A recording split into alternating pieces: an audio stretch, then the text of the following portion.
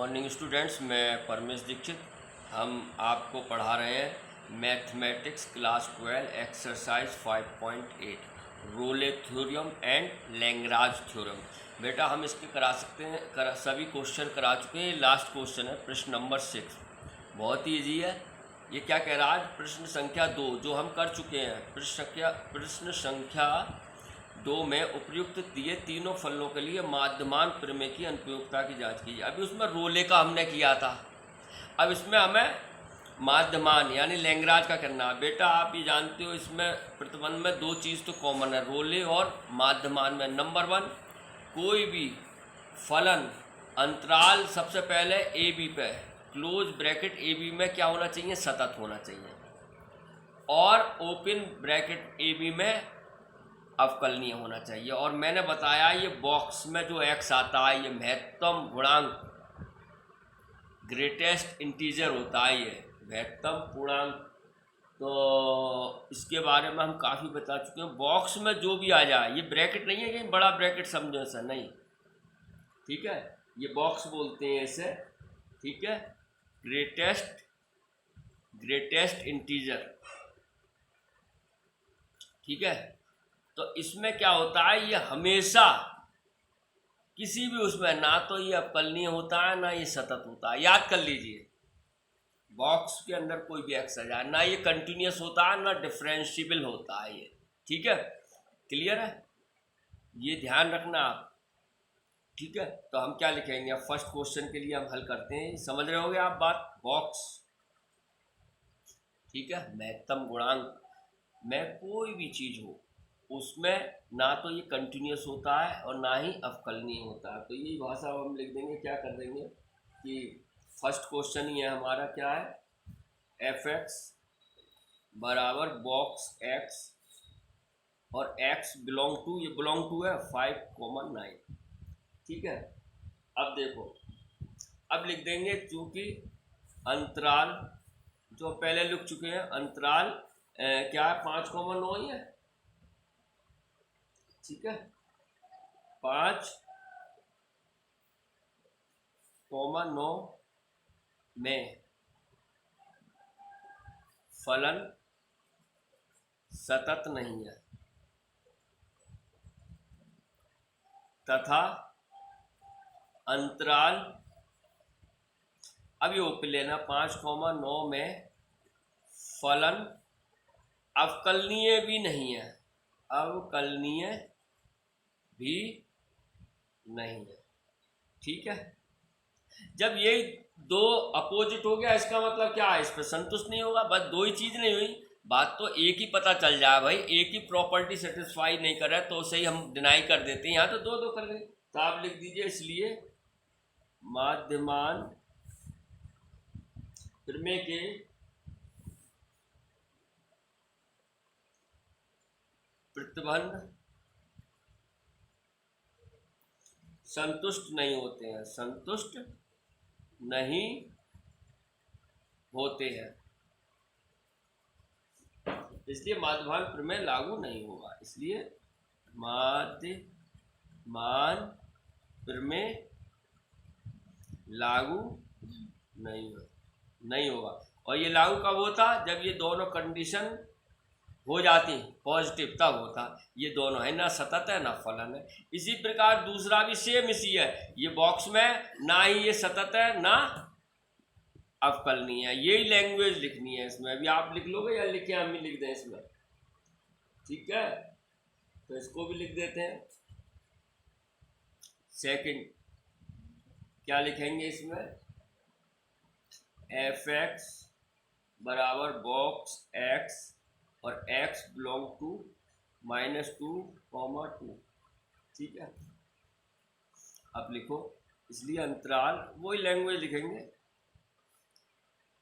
-2,2 में फलन सतत नहीं है तथा अंतराल ओपन ब्रैकेट -2,2 में फलन अवकलनीय भी नहीं है, अवकलनीय भी नहीं है, इसलिए माध्यमान प्रमेय लागू नहीं होगा, इसलिए माध्यमान प्रमेय लागू नहीं होगा। ठीक है, अब हम थर्ड क्वेश्चन करते हैं। थर्ड यही कोशिश करेंगे आने की।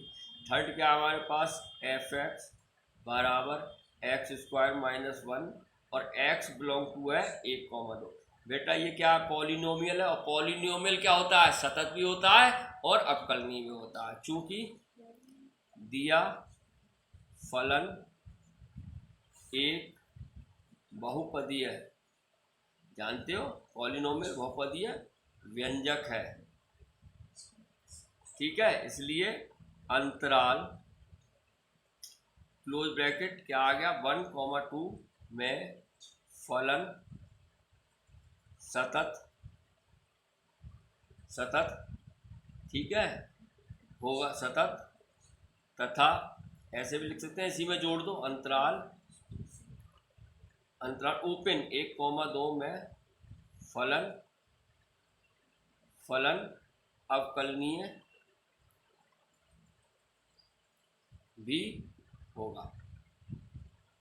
क्लियर है, अब इसमें हो गया सेटिस्फाई, दोनों आ गए, इसका मतलब लैग्रांज थ्योरम चलेगा। और तीसरा क्या होता है, f a not equal to f b, तो एफ ए निकालो, इसलिए क्या निकालोगे,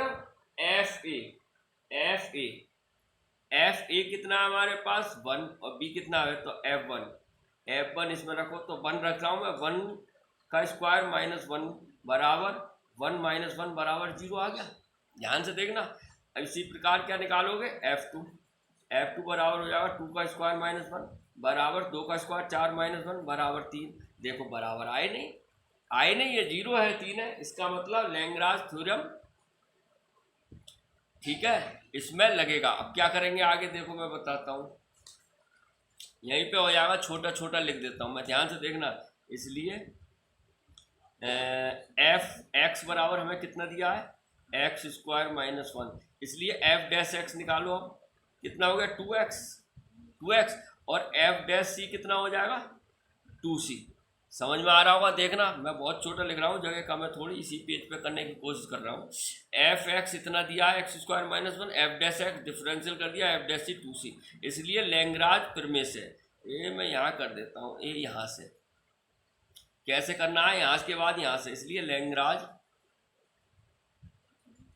प्रमेय से क्या होता है, एफ डैश सी बराबर f b minus f a upon b minus a, ये होता है। एफ डैश सी कितना आ गया 2c, देखो 2c बराबर एफ बी कितना है, एफ बी कहाँ निकाला, एफ बी दूसरा वाला होगा, एफ बी होगा 3, ध्यान से देखो 3 माइनस एफ ए कितना है 0 बटे बी कितना था 2 माइनस 1, ये ध्यान रखना 2 माइनस 1। क्लियर है, अब ये आ जाएगा हमारे पास 2c बराबर, मैं यहाँ कर देता हूँ, समझ जाओगे। इसके बाद यहाँ 2c बराबर आ जाएगा 3/1, 3 ही आ गया, तो c बराबर 3/2, अब 3/2 1 और 2 के बीच में है, इंटरवल 1 और 2 के है, विच बिलोंग टू, जो कि अंतराल किसके 1 और 2 के मध्य में है, मध्य स्थित है, 1 या 2 के मध्य स्थित है, इसलिए क्या लिख दोगे, यही माध्यमान प्रमेय लागू होता है। समझ में आया, एक लाइन और लिख देना, जो कि अंतराल 1,2 के मध्य स्थित है, इसलिए यहाँ लिख देता हूँ इसलिए माध्यमान प्रमेय लागू होता है। यही आपका आंसर हो गया। देखो मैंने बड़ा समझाने की कोशिश करी है, लैग्रांज थ्योरम क्यों लगा इसमें, क्योंकि ये सभी प्रतिबंध संतुष्ट हो रहे थे। आपकी एक्सरसाइज 5 पूरी खत्म, अब आपकी विविध प्रश्नावली बची है, वो आप स्वयं कर सकते हैं, और कोई इंपॉर्टेंट है वैसा हम ही कोशिश करेंगे, हम एक सवाल करा लें। तो अपना ध्यान रखिए, अनावश्यक घर से बाहर ना निकलें और पढ़ाई निरंतरता के साथ करें। धन्यवाद।